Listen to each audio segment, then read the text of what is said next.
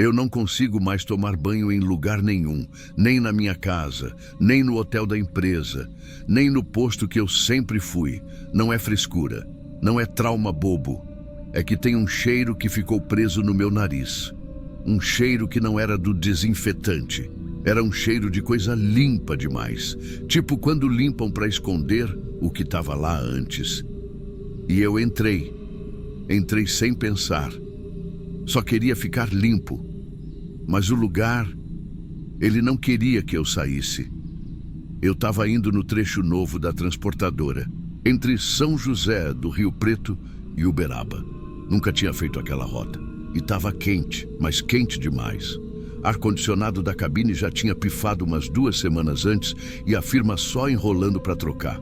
Então eu estava ali, no meio da tarde, 9 horas, dirigindo direto, suando como um porco, com a cueca já colando. Parei num posto mais vazio para abastecer, já querendo mesmo achar um banho. Foi aí que um cara encostou do nada. Caminhoneiro também, boné da Mercedes, camisa da F-Truck antiga. Tava tomando refrigerante e puxou conversa como se me conhecesse. Falou que o banho ali não valia a pena, que o melhor era num tal de depósito Rota Oeste, que era só pegar a entrada de terra depois do quebra-mola e seguir até uma placa de ferro. Segundo ele, era limpo, novo, quase de graça. Eu aceitei, nem pensei, só queria tirar aquela crosta de cansaço do corpo. E o cara parecia de boa. Deu até um tapa no meu ombro antes de ir embora, como se fosse amigo de infância. Peguei a entrada. A estradinha de terra era curta. Tinha uma placa caída, escrita Rota Oeste, acesso interno. O portão abriu sozinho. Achei estranho, mas segui. Um funcionário apareceu depois, abriu a guarita com o botão, me mandou entrar com a mão. Não disse uma palavra. Só apontou para o galpão. Tudo era novo demais, muito limpo, muito branco, tinha até reflexo no chão. Mas não tinha mais ninguém. Não vi caminhão nenhum, nenhum som, nenhuma descarga, nenhum motor ligado. Só aquele silêncio de sala de hospital. Estacionei. O cara da guarita apontou para a porta do vestiário e sorriu. Um sorriso que não mexia os olhos. Entrei. Piso encerado, cheiro forte de pinho, espelhos grandes. Os boxes de banho eram todos fechados, com porta até embaixo.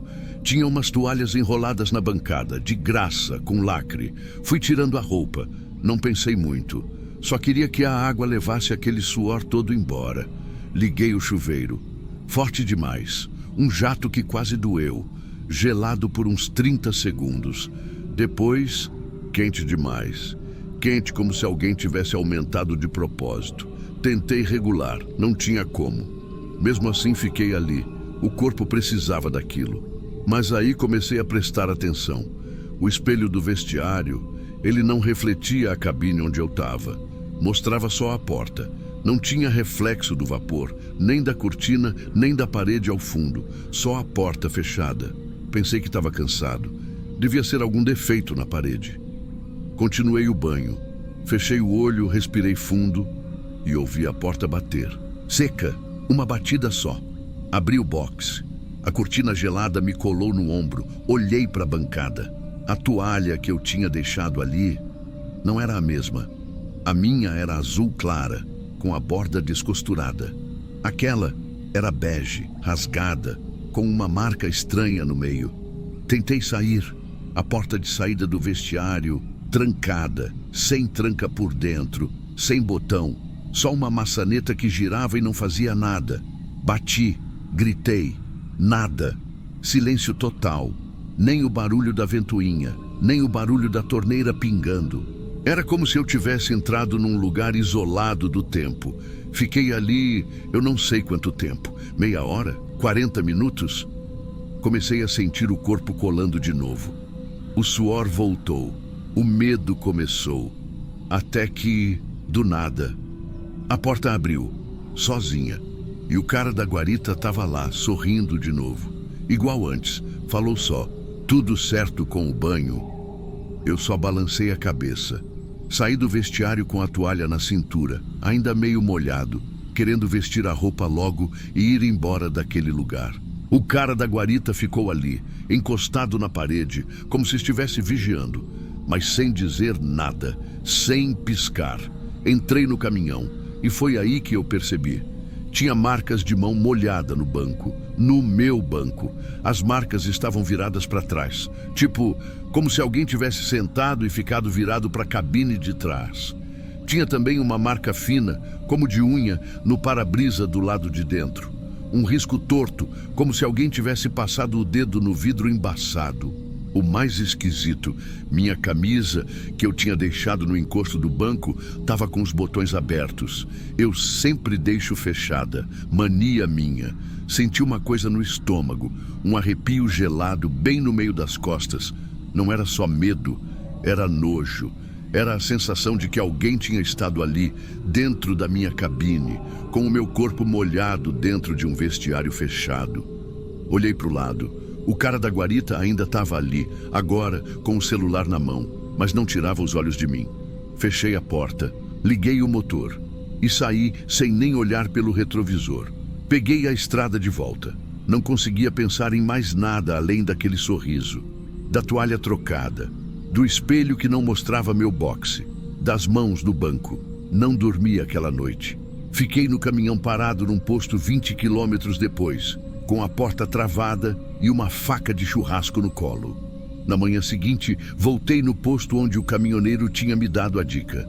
Entrei na loja de conveniência. O frentista era um senhor de idade. Perguntei: "Ô moço, aquele depósito Rota Oeste ali pra frente ainda tá funcionando?" Ele franziu a testa. "Qual?" "O que tem uma placa enferrujada, entrada de terra depois do quebra-mola. Tem portão automático." Aí ele deu uma risadinha seca.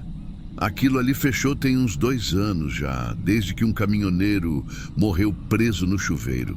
Tava sozinho, ninguém escutou. Quando acharam já era. Desde então, ninguém mais usa aquilo." Eu não respondi, só agradeci e saí. Mas antes de voltar para a estrada, abri a câmera do painel.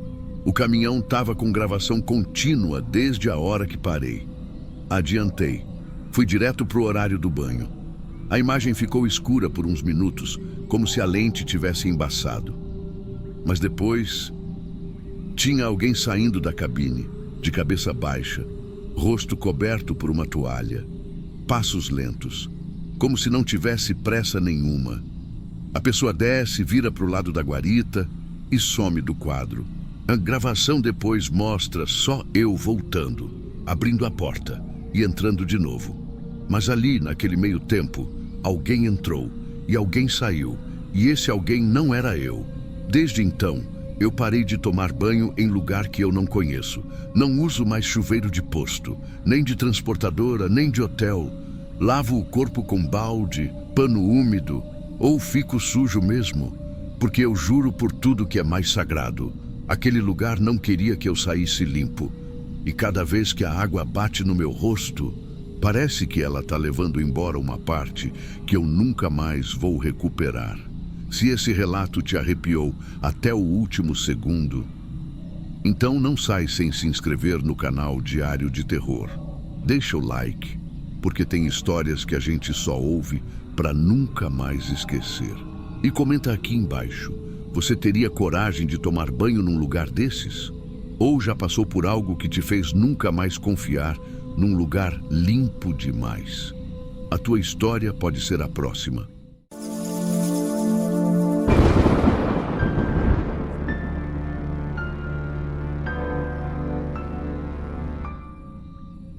Era para ser uma entrega simples, 3º andar, descarrega, assina e vaza. Mas aquele prédio tinha coisa dentro. Não alma penada, não assombração, tinha o resto. O que sobrou de gente que ninguém mais considera viva. Esse frete caiu num sábado cedo, coisa que eu nem costumo pegar. Mas o cara pagou adiantado e eu estava precisando. Era para deixar uns colchões, umas portas e umas caixas de mantimento num prédio ali no Centro Velho, perto do viaduto da linha 3. Me passou o endereço, falou que era no 3º andar, que o prédio estava em processo de desocupação, mas que ia ter gente lá. Disse que era só descarregar e deixar tudo num canto, já ia ter alguém esperando. O prédio estava meio escondido entre 2 galpões fechados. Daqueles com a fachada descascando, janela tapada com tapume e um cheiro de comida azeda misturado com mijo velho. A frente estava aberta, mas o portão de ferro meio torto estava arrastando no chão. Tapume de obra quebrado encostado na parede. Quem foi comigo foi o Joilson, meu parceiro de frete mais novo. Quando paramos o caminhão na calçada, ele já fez cara feia. Tem certeza que é aqui? Claro que eu não tinha, mas o número batia. A gente olhou para cima. Tinha lençol pendurado na janela, umas roupas enfiadas em cano e dava para ouvir TV vindo de algum canto. Abandonado não estava, só largado. Na porta tinha um spray pichado em vermelho. Não suba sozinho. Aquilo já me travou. Mas fazer o quê? Subimos com a primeira carga, os colchões. A escada era de cimento cru, mas molhada, escorregadia, como se alguém tivesse jogado balde de água com sabão no primeiro degrau e deixado escorrer. Cheiro forte de mofo, bolor mesmo. E a parede, toda rachada, com buraco tampado com pano. No 2º andar, uma criança passou correndo. Saiu do nada e entrou numa porta aberta. Nem olhou pra gente. A gente nem conseguiu ver o rosto. Joilson já estava querendo voltar, mas eu empurrei ele para continuar. Falei, quanto antes subir, antes desce. Quando chegamos no 3º andar, o corredor era mais escuro do que o resto do prédio todo. Mesmo com a janela aberta, parecia que o ar estava preso ali fazia dias. As paredes tinham papel de parede rasgado, com uns desenhos infantis por baixo, quase apagados. No fundo, uma lâmpada pendurada piscava. Só uma. A gente encostou os colchões, as caixas e as portas no canto esquerdo, como o cara do frete pediu. Aí veio o erro. Quando a gente virou para voltar, a porta de um dos apartamentos, a número 304, estava entreaberta e tinha um som vindo de lá. Não era música, não era conversa. Era um choro, mas não era choro de criança nem desespero. Era um som seco, igual o soluço abafado. Como se fosse alguém chorando para dentro, fazia dias. Joilson parou. Disse que era melhor ir embora. Mas eu, sei lá, teimosia, curiosidade torta. Fui andando na direção da porta. Empurrei devagar. Dentro era escuro, mas dava para ver que era um quarto sem mobília. Só colchões velhos empilhados, sacos de garrafa, roupas emboladas num canto. No fundo do cômodo, uma pessoa, sentada. Não dava para ver o rosto. Só os braços finos, joelhos dobrados e as mãos tampando o rosto como se estivessem afundando. Eu chamei.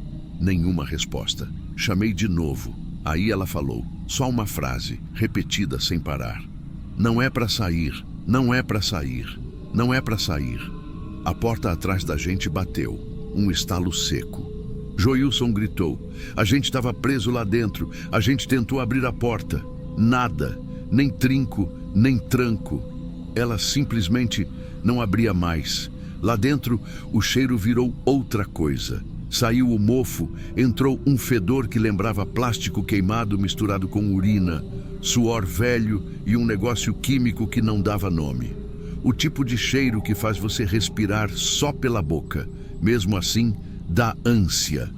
A figura no canto continuava ali, se balançando, se encolhendo como se tivesse num pesadelo que não acabava. E repetia, igual máquina quebrada. Não é para sair, não é para sair, não é para sair. Joilson começou a suar. Dava para ouvir a respiração dele tremida. Tentou puxar o celular, sem sinal, nenhuma barrinha. Eu tentei o meu também. Apagado. Nem ligava mais. Foi aí que o chão começou a dar jogo. Parecia que estava amolecendo. A gente olhava e o cimento estava igual, mas a sensação era que os pés iam afundando, igual pisar em barro, só que seco. O tempo começou a embolar também. Minuto virava a hora.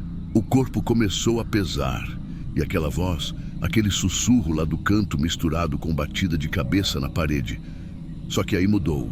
A figura parou de repetir e começou a dizer uns pedaços de frase, cortado, tipo terça, 14, degrau, mãe, degrau, caiu. Tudo fora de ordem. Como se estivesse contando uma lembrança embaralhada. Igual quando a pessoa teve AVC e a fala vem toda cortada. Mas aquilo não era acidente. Era como se ela tivesse presa dentro daquele momento há sei lá quantos anos. Joilson tentou empurrar a janela. Estava lacrada com madeira por fora. Eu fui até a porta de novo. Dei soco, chute e empurrei com o ombro. Nada. Aí, ela abriu. Sozinha. Sem barulho. A gente saiu correndo sem nem olhar para trás. Mas quando pisamos no corredor, não era mais o mesmo. As janelas tinham sumido, tudo emparedado com tijolo cru. O papel de parede tinha mudado. Agora era florido, mas rasgado, desbotado. E não tinha mais outras portas. Só uma, no fundo, vermelha, com o número 3. Joilson travou. Olhou para mim e disse com voz embargada: "A gente está num andar que não é daqui." Eu fui até a porta vermelha. Encostei. Ela abriu, do outro lado, a escada. Sem pensar, a gente desceu, correndo, degrau por degrau, até o térreo. Lá fora o caminhão ainda estava lá, mesmo lugar, sol batendo no capô, rua vazia. Mas o prédio agora estava morto. Sem lençol na janela, sem som de TV, sem criança correndo, sem nada. Como se nunca tivesse tido ninguém ali dentro. Como se o tempo todo tivesse sido só ruína. Eu olhei para o prédio e senti que ele tinha parado de respirar. Aquele negócio que estava vivo, quente, suado, com cheiro de comida e gente, agora era só concreto esfarelando no sol. Fomos embora, silêncio dentro do caminhão, só o barulho da marcha e do motor. No dia seguinte, falei com o contratante. O cara jurou que o prédio já estava desocupado fazia semanas, que provavelmente invadiram de novo, que o lugar ia abaixo logo. 2 dias depois eu voltei lá, para entender, ver de novo, tentar encaixar o que aconteceu. O prédio estava selado com tapume novo, faixa amarela na frente e uma placa dizendo: "Área interditada, demolição realizada em dia 24, o dia da nossa entrega." Tinha sido dia 26, 2 dias depois do que dizia ali, 2 dias depois da demolição. Eu vi com meus olhos. Criança, adulto, alguém no canto do quarto, escada molhada, porta batendo. Mas no papel, aquilo ali já estava morto, enterrado, demolido. Aí eu entendi, não foi assombração. Foi só o Brasil mesmo, onde prédio morre e quem mora dentro não sabe. E onde a gente entrega comida para lugar que já foi enterrado.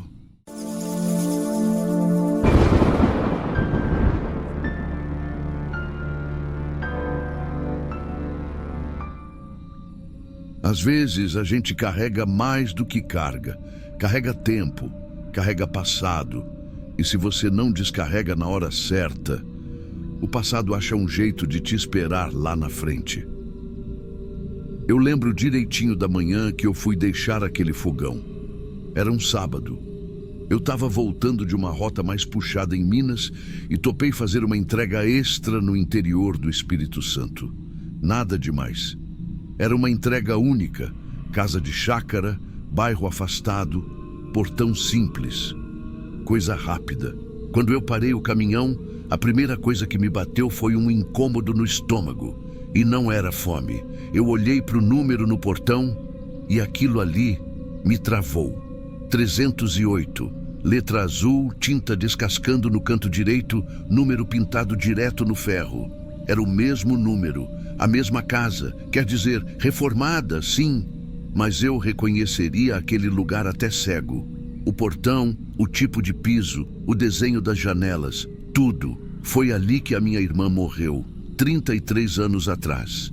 Ela se chamava Dalva, 17 anos. Na época disseram que foi envenenamento, que ela tinha tomado por conta própria. Eu nunca engoli essa história. A gente morava lá de aluguel, meus pais, eu e ela. Eu tinha 23, trabalhava como ajudante de carga.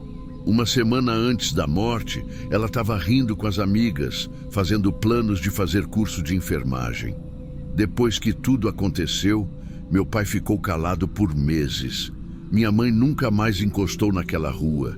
E eu enterrei aquilo. Nunca mais passei por perto. Só que ali estava eu, parado na frente da mesma casa, com um fogão na carroceria e a entrega marcada para o número 308. Sem nome, sem telefone, só uma instrução no app. Deixar dentro do portão na varanda. Eu desci e juro, me deu ânsia. Não sei se era o cheiro da grama queimada, do chão seco, ou o que estava voltando aqui dentro do peito. Mas eu senti. Eu senti como se fosse... não sei explicar. Uma volta do tempo. Entrei pelo portão. Nenhum barulho. Nem cachorro, nem rádio ligado, nenhuma galinha, só o som da minha bota no cimento e aquele cheiro doce no ar. Um cheiro de perfume, que era o mesmo que a Dalva usava. Um frasco cor de âmbar que ela guardava como ouro. O chão ainda tinha uma rachadura em L perto da varanda. Eu me ajoelhei, passei o dedo. Era o mesmo traço. O mesmo de quando ela deixou cair o vidro de esmalte, um dia antes da morte. Deixei o fogão no canto da varanda. O cliente não apareceu. Peguei o celular para tirar a foto da entrega e assinar digitalmente. A tela travou. Apareceu uma faixa preta e depois apagou. Fiquei olhando aquilo ali. Tentei reiniciar. Nada. Coloquei no bolso, respirei fundo, fui até o caminhão. Quando girei a chave, o motor não pegou, nem sinal. Tentei de novo, o painel apagado, e foi aí que o rádio ligou, sozinho. Começou a tocar uma música antiga. Não era rádio, era tipo um trecho só, a mesma faixa. Era a música que tocaram no velório dela. Meu peito fechou, minhas mãos suaram, não tinha explicação. Ali, naquele momento, eu soube. Não era coincidência. A casa não queria que eu fosse embora. Desci do caminhão, travei a porta, olhei para frente. A porta da casa agora estava entreaberta. Eu tinha certeza que estava fechada quando passei ali. Cheguei devagar, o coração batia no pescoço. Empurrei a porta com a ponta dos dedos. A sala estava vazia. Piso de cimento batido, sofá manchado no canto, umas folhas no chão. Mas num canto perto da janela tinha uma folha de caderno, amarelada, dobrada. Me aproximei, peguei. Era uma carta. Estava escrito Altemar no topo. E a letra era da Dalva. A folha tremia na minha mão. A letra era meio inclinada, puxando para o lado esquerdo. Jeito dela mesmo. Tinha vírgula onde não precisava e um coração desenhado no canto de baixo, como ela fazia nos cadernos da escola. Era uma carta, mas não era carta de despedida como disseram na época. Era como se fosse um aviso. Dizia assim: se eu não conseguir sair, me perdoa, Altemar. Eu tentei, eu juro que tentei, mas aqui ninguém escuta. Eles acham que eu sou só uma menina. Eu tô escrevendo porque você sempre me ouve, sempre me acreditou. Não deixa que ninguém esqueça. Por favor, se um dia eu não voltar, não é culpa sua. Eu li e reli aquilo umas 4 vezes. A mão travada, a boca seca, a cabeça girando como se o ar tivesse sumido da casa. Foi aí que eu percebi. Eu estava sozinho, mas não parecia. Senti como se alguém tivesse me olhando do corredor do fundo, mas não olhei, não quis ver. Dobrei a carta com cuidado, coloquei dentro da carteira. Saí da casa, nem lembro como. Voltei para o caminhão. A chave girou de primeira, o motor ligou, o rádio desligado. O celular, quando peguei, já estava funcionando, como se nada tivesse acontecido. Fui registrar a entrega, mas o número 308 não estava mais na tela. Aparecia só: entrega finalizada, destino inexistente. Fiquei uns 10 minutos parado olhando aquilo, a garganta fechada. Aquela dor no peito que não sai nem se gritar. Engatei a marcha e fui embora. No retrovisor, a casa sumia atrás da curva. Mas o portão, aquele número, ainda queimava na minha cabeça. Nos dias seguintes, tentei voltar. Usei outro endereço de entrega como desculpa e dei uma volta por lá. O bairro estava lá, ruas de terra, algumas casas antigas, mas o terreno onde devia estar a 308 estava vazio. Mato alto, entulho no canto.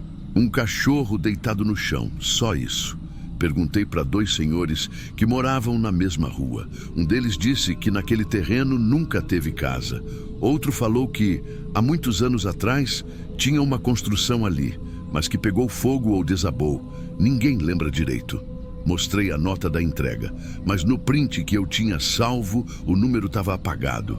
O nome do cliente também. Só o código de rastreio e a mensagem, finalizada com sucesso. A carta ainda está comigo, mas parece que está ficando mais clara. O papel está desbotando devagar, como se estivesse envelhecendo 20 anos por dia. E eu tô começando a achar que aquilo tudo foi só para mim. Só eu precisava ver. Não sei se foi aviso, se foi memória, se foi o peso da culpa que ficou o tempo demais calado, mas eu sei o que eu vi. E agora, você também sabe.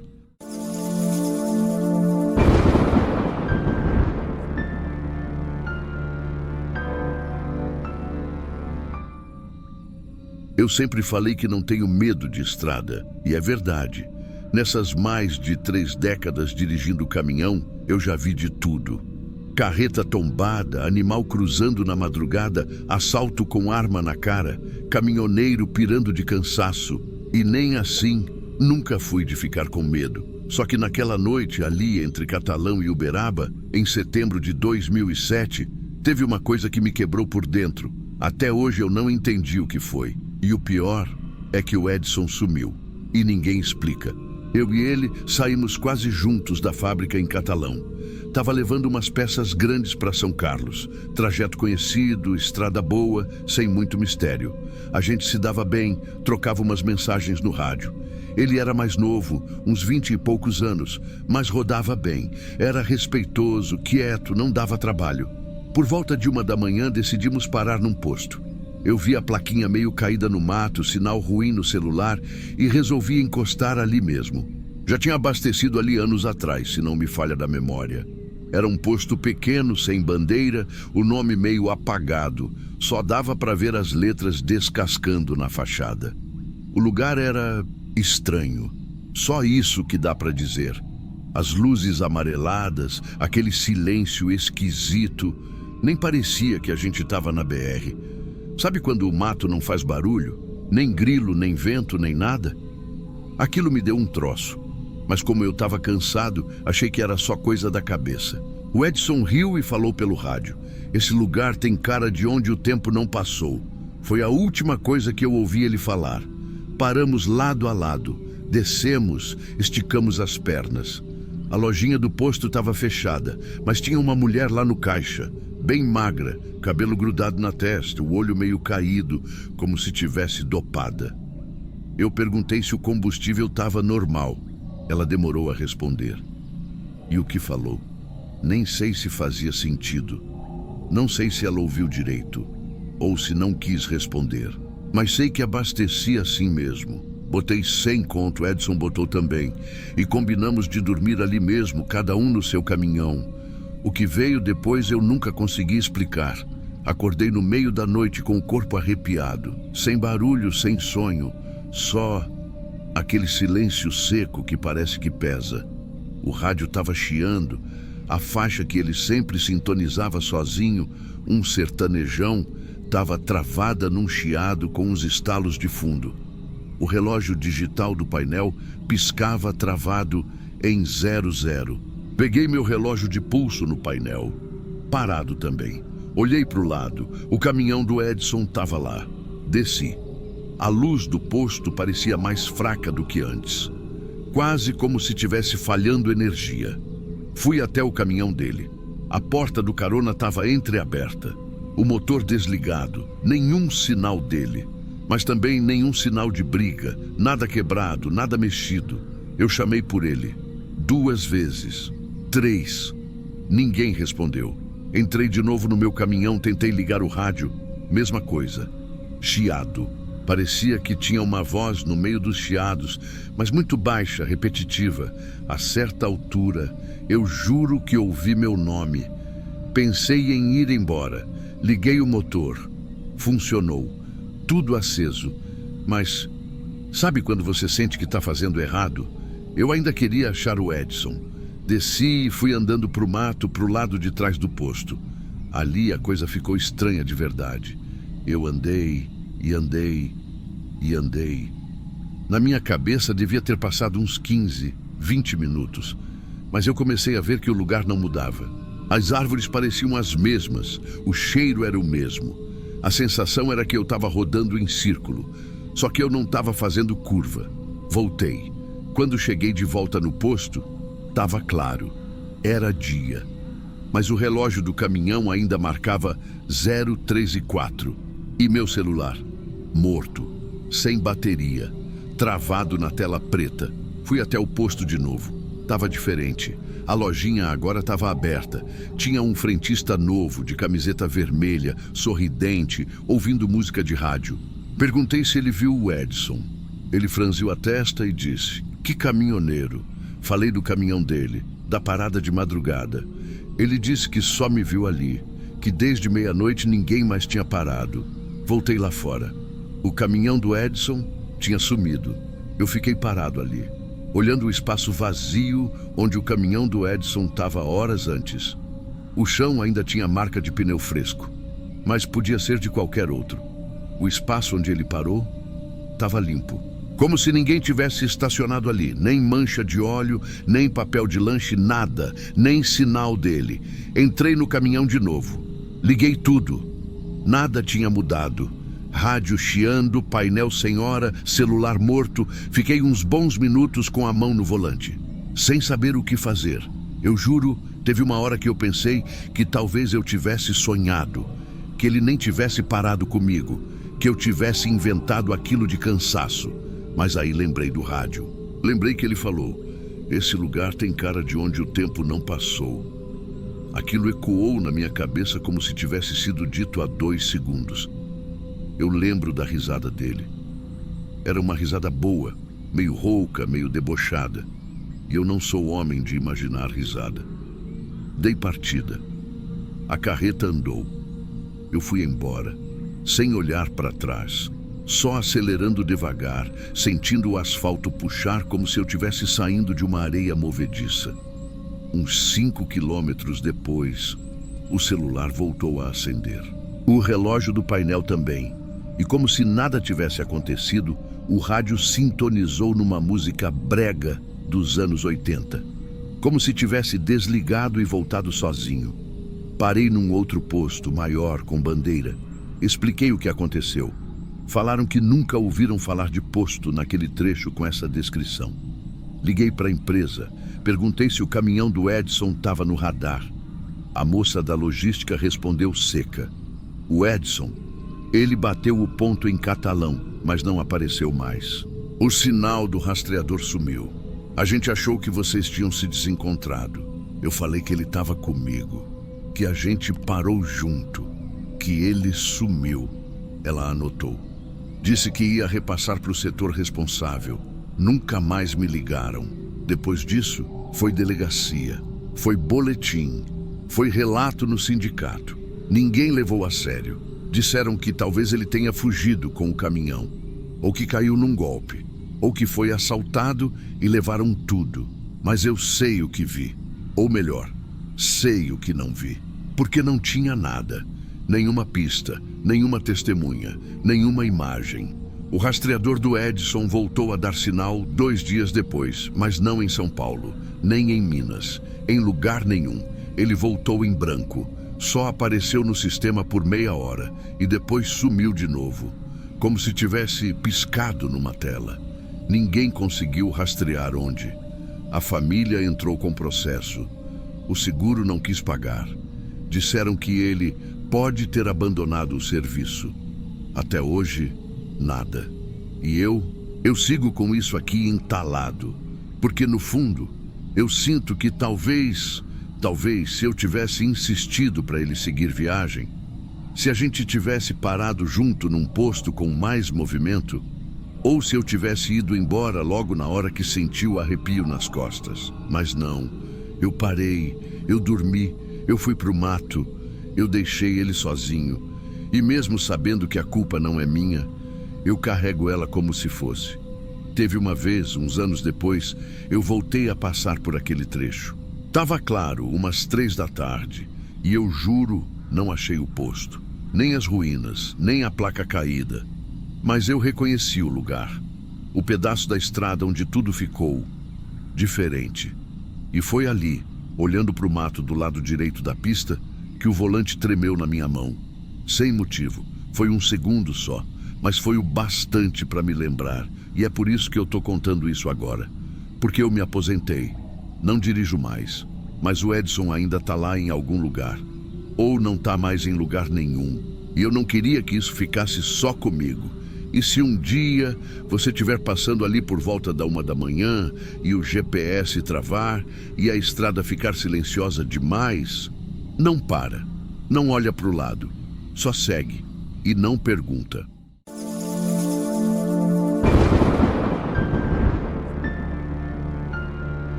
Tem carga que pesa mais que o eixo, pesa na cabeça, pesa no tempo.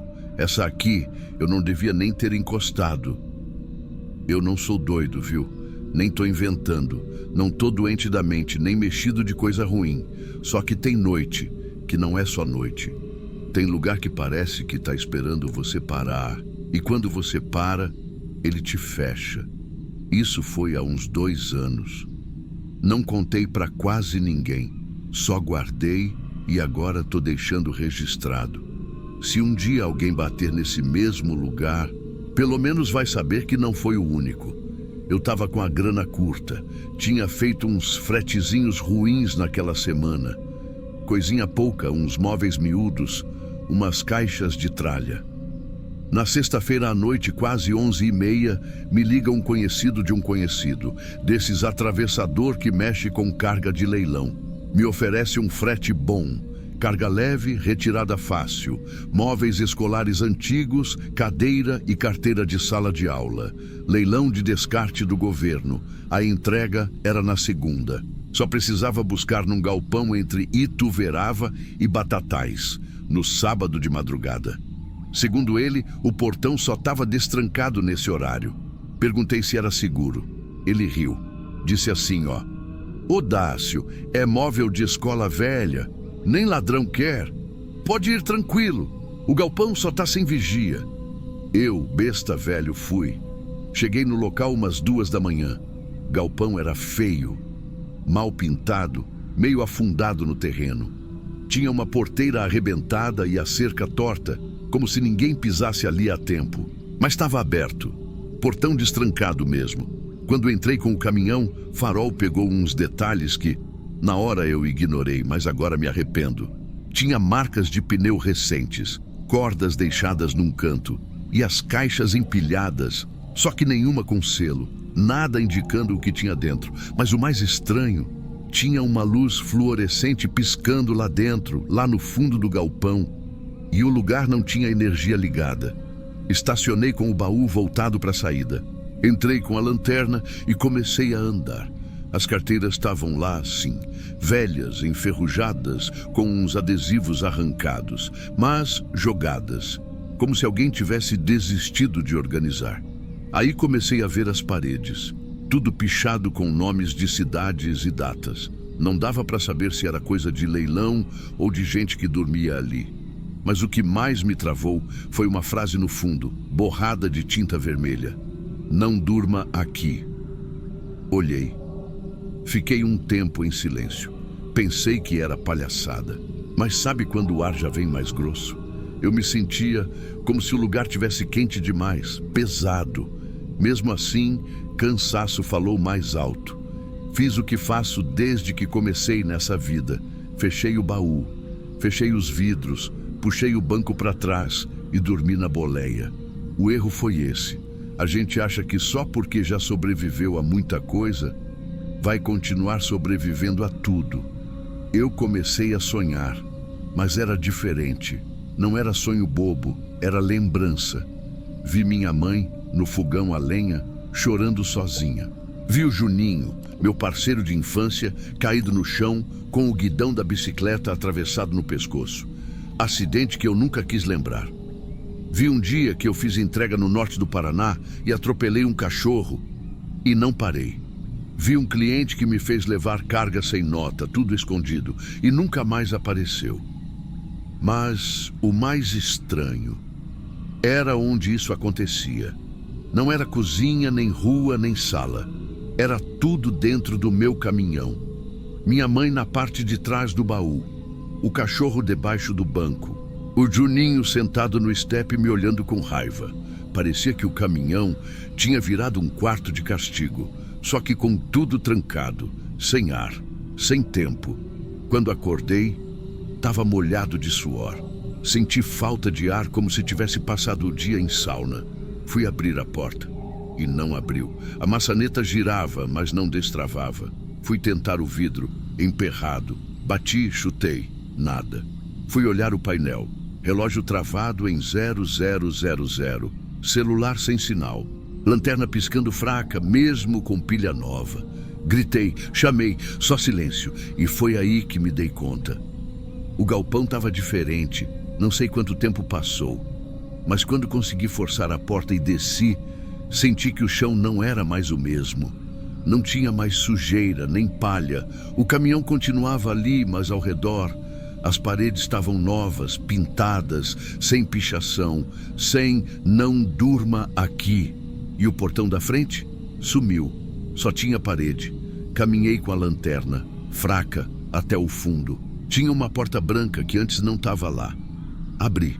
Era um corredor comprido, com lâmpadas de hospital, luz fria, aquele zumbido de eletricidade no teto. Lá no final, uma mulher de costas. Vestido velho, cabelo preso, estava parada, olhando uma parede branca. Chamei, ela não virou. Chamei de novo, com medo. Aí ela se virou. Era minha mãe, do jeito que ela era em 1983. Mas a cara dela não era de saudade, nem de amor. Era como se ela dissesse com o olhar: agora você não tem mais desculpa. Saí correndo, voltei para o caminhão, tremendo. Tentei ligar. Motor tossiu, pegou. Na hora que acelerei, a parede da frente desfez como lona molhada. Eu atravessei. Quando saí, estava amanhecendo. Olhei pelo retrovisor. A entrada do galpão estava toda tomada por mato, como se ninguém entrasse ali há anos. Fui até a cidade mais próxima. Posto fechado, padaria fechada. Só achei uma borracharia com a porta entreaberta. Um senhor lá dentro com rádio AM ligado baixinho. Perguntei do galpão. Ele largou a chave de roda, olhou por cima dos óculos e falou como quem já cansou do assunto. Esse lugar está fechado faz uns 10 anos. Dizem que um caminhoneiro ficou trancado ali dentro e morreu sufocado. O dono do terreno sumiu. A polícia não quis mexer. Ninguém assume. Só mandaram pintar para apagar as pichações. Tinha uma escrita lá, acho que você viu: "Não durma aqui". Fiquei quieto. Paguei um café frio que ele me ofereceu e fui embora. Na segunda-feira, entreguei a carga como se nada. Ninguém perguntou nada, nem eu. Cheguei em casa, deixei o caminhão no quintal e fui mexer no celular. Olhar se tinha gravado alguma coisa sem querer. Tinha um áudio. Era eu, falando sozinho dentro da boleia. Mas tinha outra voz, por cima, bem baixinha, feminina, lenta. Eu dei replay umas 4 vezes para ter certeza. No fim do áudio, bem claro, ela diz: "Você não escapou. Só adiou". Apaguei na hora. Mas até hoje, quando encosto a cabeça no banco da boleia, parece que o som ainda tá lá, escondido no plástico.